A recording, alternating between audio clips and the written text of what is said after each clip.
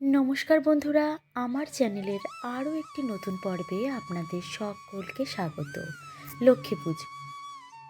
মা লক্ষ্মীর পুজো হলো বাঙালির গৃহস্থ বাড়ির নিত্য পুজো।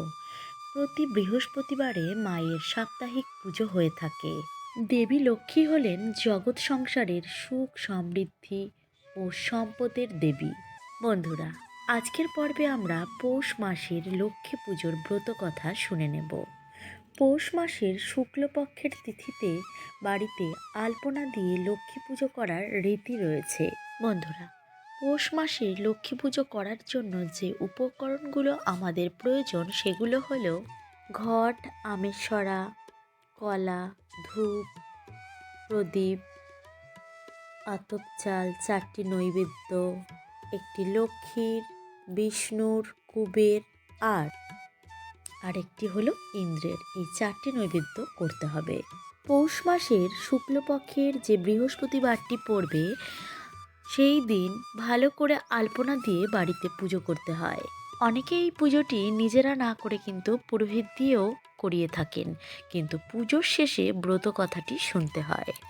ব্রত কথা শোনার পর প্রসাদ গ্রহণ করতে হয়। বাড়ির যে কোনো একজনকে উপোস থেকে এই পুজোটি করতে হয়। যে রমণীরা পৌষ মাসে লক্ষ্মী পুজো করেন তাদের সংসারে কোনো অভাব অনটন থাকে না। আস্তে আস্তে তাদের নাম যশ খ্যাতি বাড়তে থাকে, আর দেহান্তে তারা বৈকুণ্ঠে গমন করে। ব্রতকথা। বরিশাল জেলার কোটালীপাড়ায় এক ব্রাহ্মণ বাস করতেন। তাদের একটি ছেলে আর একটি মেয়ে। মেয়েটি বড়। দিন বামুন আর বামনি মারা গেল। ভাই বোন তারা অতি কষ্টে দিন কাটাতে লাগলো। ভাই বোন ভিক্ষা করে খেলেও তাদের মা বাবার কুলদেবী লক্ষ্মী দেবীকে ঠিক সময় মতোই পুজো করত। ভিক্ষে করে কিছু পাক আর না পাক, মা লক্ষ্মীকে ভাই বোন বাতাসা আর জল দিয়ে হলেও রোজ ঠিক সময়ে পুজো দিত। ভাই বোনের এই দুঃখ দুর্দশা দেখে মা লক্ষ্মীর মনে খুব দুঃখ হয়। আর মা লক্ষ্মী তখন অনেক ধন দৌলত দিয়ে ভাই বোনকে বড়লোক করে দিলেন। ছোট ভাই হলে কি হবে, বড় দিদির খুব ঘটা করে বিয়ে দিল। দিদির বিয়ে পাশের গ্রামেই দিয়েছিল। স্বামীর অবস্থা ততটা বেশি ভালো ছিল না। স্বামীর অবস্থা খারাপ হওয়াতেও স্বামীকে কিন্তু কোনো দিন অবহেলা করতো না। দেখতে দেখতে বামুনের মেয়ের 4টি ছেলে আর একটি মেয়ে হলো। মেয়েটি বড় আর ছেলে কটি ছোট। কিন্তু হঠাৎ বামুনের মেয়ের জামাই মারা গেল। তখন 4টি ছেলে আর একটি মেয়ে নিয়ে বামুনের মেয়ের ভীষণ কষ্ট হলো। কোনো দিন খাবার জুটতো, আবার কোনো দিন খাবার জুটতো না। একদিন খিদের জ্বালায় ছেলেগুলো সব অস্থির হয়ে উঠেছে। তখন মেয়েটি বলল যে, মা, তুমি মামার বাড়ি যাও, তিনি যদি আমাদের এ সময়ে কিছু সাহায্য করেন। তখন বামুনের মেয়ে ভাবল, ভাই আমার বিয়ে দেওয়ার পর আজ পর্যন্ত কোনো খোঁজ খবর নিল না। তবু ছেলেগুলোর দুঃখ না দেখতে পেয়ে বামুনের মেয়ে বাপের বাড়ি গেল। সেখানে গিয়ে দেখলো ভাই বাড়ি নেই। ননদকে দেখে তার ভাজ জিজ্ঞেস করলো, কি গো, এতকাল পরে যে, কি মনে করে? তখন ননদ বললে, ছেলেরা খেতে পায়নি তাই জন্য এলাম। তখন ভাজ শুনে বলল, তোমার ভাই তো বাড়ি নেই। তখন ভাজ বললে যে, তুমি যদি রোজ আসো, রোজ এসে চাল কুড়ো যদি ঝেড়ে দাও, তাহলে চালগুলো আমাকে দিয়ে খুদগুলো নিয়ে তুমি বাড়ি যেও। এ কথা শুনে ননদ রাজি হয়ে গেল। দুঃখের সংসারে একটুখানি খুদ এনে যদি বাচ্চাদের মুখের সামনে ধরা হয়, তাহলেও অনেকটা খিদে নিবারণ করা যাবে। বামুনের মেয়ে ভাবল, এখন তো না খেয়েই থাকে, তাও যদি একটু খুদের ভাত করে দিই, তাও আমার বাচ্চাগুলো খেয়ে থাকতে পারবে। কিন্তু প্রতিদিন এই খুদ সেদ্ধ বাচ্চারা খেতে চায় না। তাই মেয়েটি তার মাকে বলল, মা, এই তরকারির অভাবে ভাইয়েরা কিন্তু ভাত খেতে পারছে না। মেয়েটি আরও বলল, মা, মামির কাছ থেকে চেয়ে একটু তরকারি এনে দেবে? এই কথা শুনে ভাজের কাছে তরকারি চাইতে গেল তাদের মা, কিন্তু বলল যে তরকারি নেই। ননদ তখন বলল, যদি দুটো লাউ পাতা দাও তাহলে সেগুলো রেঁধে বাচ্চাদের সামনে দিই। ভাজ তখন বলল, ওরে বাবা, সেটা কি করে দেব? তোমার ভাই তো গুনে রেখে দিয়ে গেছে। যদি তোমার ভাই টের পায় তাহলে আমার আর রক্ষে থাকবে না। ননদ আর কিছুই বলল না। এইভাবে 2 দিন কেটে গেল। 3 দিনের দিন ভাজ বলল, তুমি আজ এত তাড়াতাড়ি বাড়ি যাচ্ছ কেন? আমার মাথার উকুন বেছে দাও দেখি, তোমাকে গোটা কতক লাউ পাতা দেব।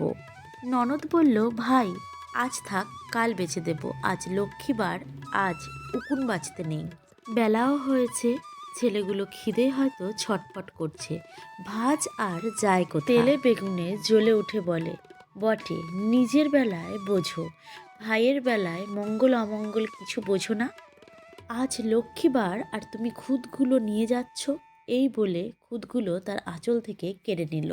ভাজের এই কাণ্ড দেখে ননদ হাপুস নয়নে কাঁদতে কাঁদতে চলে গেল।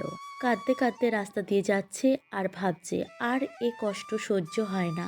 আজ চোখের সামনে যা পাবো সেটি নিয়েই বাড়ি যাব। বিধাতার কি বিচিত্র লীলা! যখন কাঁদতে কাঁদতে যাচ্ছে বামুন কন্যা, তখন সে রাস্তায় দেখলো একটি মরা সাপ পড়ে রয়েছে। সেই সাপটিকে আঁচলে করে বাড়িতে নিয়ে এলো আর কাউকে কিছু না বলে হাঁড়ির মধ্যে ফোটাতে শুরু করলো। বামুন কন্যা যতই জাল দেয় আর যে ফেনাগুলো ওঠে সেগুলো সোনার ফেনা হয়। দেখতে দেখতে ঘরগুলো সোনায় পরিপূর্ণ হয়ে গেল। বামনি তখন সেই ফেনাগুলো ছেলের হাতে দিয়ে সোনার দোকানে পাঠিয়ে দিলে। ছেলেও সেইগুলো বিক্রি করে অনেকগুলো টাকা মায়ের হাতে এনে দিল। বামুনের কন্যা সংসারে যা কিছু যাবতীয় জিনিসপত্র দরকার সমস্ত কিছু সেই টাকা দিয়ে কিনে আনলো। আর লক্ষ্মীবার ছিল বলে ঠাকুরের ভালো করে ঘটা করে পুজোও করলো আর পাড়ার সবাইকে প্রসাদও দিল। দেখতে দেখতে বামুনের কন্যা অনেক বড়লোক হয়ে গেল। তাদের বড় বাড়ি গাড়ি, হাতি ঘোড়া সমস্ত কিছুই হলো। দাস দাসী এবং সৈন্য সামন্ত সব কিছুই হয়ে গেল তাদের। বড় মেয়ে এবং ছেলেগুলোকে বিয়েও দিল। এখন তাদের আর সেই কষ্ট নেই। মেয়ে এবং বৌমাদের গায়ে গয়নার আর শেষ নেই। এইসব কথা তো আর চাপা থাকে না। এইসব কথা লোক মুখে শুনে ভাজের মনে সন্দেহ হলো। ভাজ ব্যাপারটি বুঝতে পারেনি, তাই লোক পাঠালো ননদকে আর তার ছোট ছেলের বউকে তাদের বাড়িতে যাবার জন্য। বামুন কন্যা তখন তার ছেলে ছেলের বউদের আর মেয়ে জামাই আর মেয়েকে গয়না দিয়ে সাজিয়ে ভালো করে সুন্দর পরিপাটি করে গাড়ি পাঠিয়ে তার ভাজের বাড়ি পাঠিয়ে দিল। আর গাড়ি যখন ভাজের বাড়ির দোরগোড়ায় গিয়ে উপস্থিত হলো, তখন ভাজ দৌড়ে গিয়ে তার ননদ, ননদের ছেলে, মেয়ে, বৌমা, জামাই সবাইকে আদর করে বাড়িতে আনলো। আর তাদের গা ভর্তি গয়না দেখে ভাজের ভারী হিংসে হলো, কিন্তু কিছু বলল না। ভাগ্নে বউরা আর ভাগ্নি ওরা সবাই যখন খেতে বসেছিল, তাদের গায়ের গয়নাগুলো খুলে আসনের ওপর রাখলো। রেখে বলল, সোনা রূপা হীরা মানিক ধন্য তোরা ধন্য, তোদের দৌলতে আজ আমাদের নেমন্তন্ন। চেয়েছুনু ঢোলা ঢোলা লাউয়ের পাতা, এবার খাও রে সোনা তুমি পিঠে ভাতা। বউরা এসব না খেয়ে খালি বলতে লাগলো, চুরি খাও বালা খাও। ভাজ কিছু বুঝতে না পেরে ননদকে বলল, ভাই ওরা এসব কি বলছে? ননদ বলল, বুঝতে পারছো না? ওরা বলছে যখন আমাদের দুঃখের দিন ছিল তখন আমাদের খোঁজ খবরও নাওনি। 2টো খুদ তাও তোমরা কেড়ে নিয়েছো আমার আঁচল থেকে। গাছের 2টো লাউ পাতা তাও আমাকে দাওনি। আজ আমাদের অবস্থা ফিরেছে তাই তুমি আমাদের এত আদর করছো। তাই বলে জগতে শুধুমাত্র সোনাদানারই আদর। তাই শুনে ভাজের ভারী লজ্জা হলো। আর তখন ননদ এবং বউ কাঁদতে লাগলো। তারপর ভাজকে ক্ষমা করে সবাইকে নিয়ে বাড়ি ফিরে আসলো। অনেক দিন পর নাতি নাতনি সব নিয়ে সুখে দিন কাটানোর পর বামুন কন্যা মানে ননদ চলে গেল বৈকুণ্ঠে। যাওয়ার সময় বউদের লক্ষ্মী পুজোর নিয়ম শিখিয়ে দিয়ে গেল। ভাদ্র, পৌষ আর চৈত্র এই 3 মাস লক্ষ্মী পুজো করার কথা বলে দেওয়া হয়েছে। তাহলে বন্ধুরা, আজকের ভিডিওটি আপনাদের কেমন লাগলো অবশ্যই কিন্তু আমাকে জানাবেন।